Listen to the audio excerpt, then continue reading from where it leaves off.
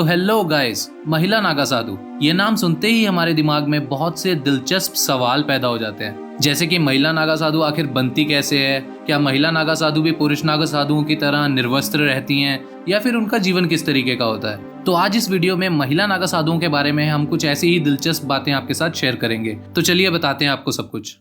महिला नागा साधु बनने के लिए शरीर में कई तरह के बदलाव करने पड़ते हैं। पुरुष नागा साधुओं की तरह इन्हें भी मुंडन करवाना पड़ता है। इसके अलावा उन्हें अपने गुरु को विश्वास दिलाना पड़ता है कि वे अपने परिवार से दूर हो चुकी हैं और उन्हें अब किसी भी बात का मोह नहीं है। नागाओं की दुनिया में किसी भी तरह के मोह माया की इजाजत नहीं होती है। ये खुद को भगवान के चरणों में समर्पित कर चुके होते हैं। कई वर्षों की कठिन परीक्षाओं के बाद ही एक महिला नागा साधु बन पाती है।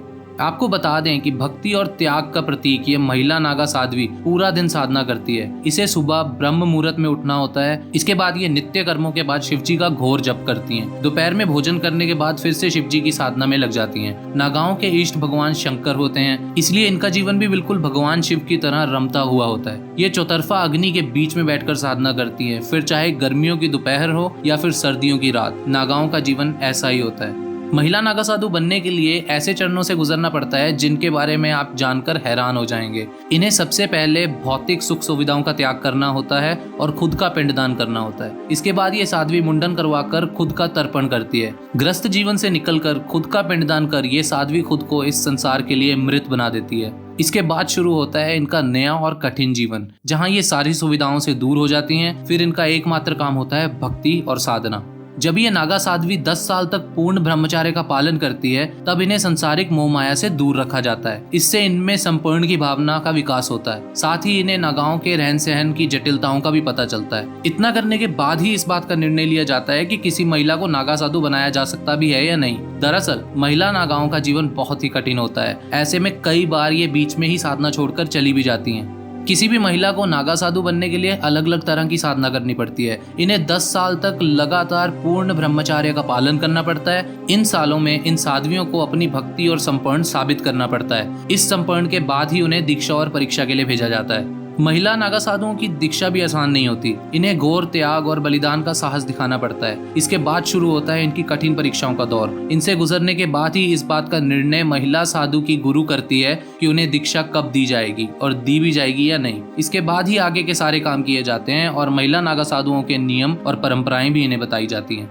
महिला और पुरुष नागा साधुओं में केवल एक अंतर है। महिला नागा साधुओं को खुद को पीले रंग के कपड़े से ढकना पड़ता है। उन्हें नग्न स्नान करने की अनुमति नहीं होती, इसलिए उन्हें स्नान करते समय भी उस पीले कपड़े का उपयोग करना पड़ता है। यह पीले वस्त्र ही इनकी पहचान होती है। नागा साध्वी इस पीले वस्त्र को धारण करके ही कुंभ में प्रवेश लेती है। महिला नागा साधुओं को कुंभ में इन्हीं वस्त्रों में डुबकी लगाते हुए भी देखा जा सकता है। किसी महिला को नागा साधु बनने से पहले किसी अखाड़े की महिला सन्यासी से दीक्षा लेनी पड़ती है। अखाड़े के आचार्य महामंडलेश्वर ही उन्हें दीक्षा देते हैं। इतना ही नहीं, यह दीक्षा बहुत ही कठिन साधना के बाद मिलती है। नागाओं की दुनिया आम साधुओं से बहुत अलग होती है। फिर चाहे पुरुष नागा हो या महिला नागा साधु, उन्हें दीक्षा भी बहुत कठिन परिश्रम के बाद ही मिलती है। दीक्षा से पहले उन्हें कई ऐसी परीक्षाओं से गुजरना पड़ता है जिसके बारे में आम इंसान शायद सोच भी नहीं सकता।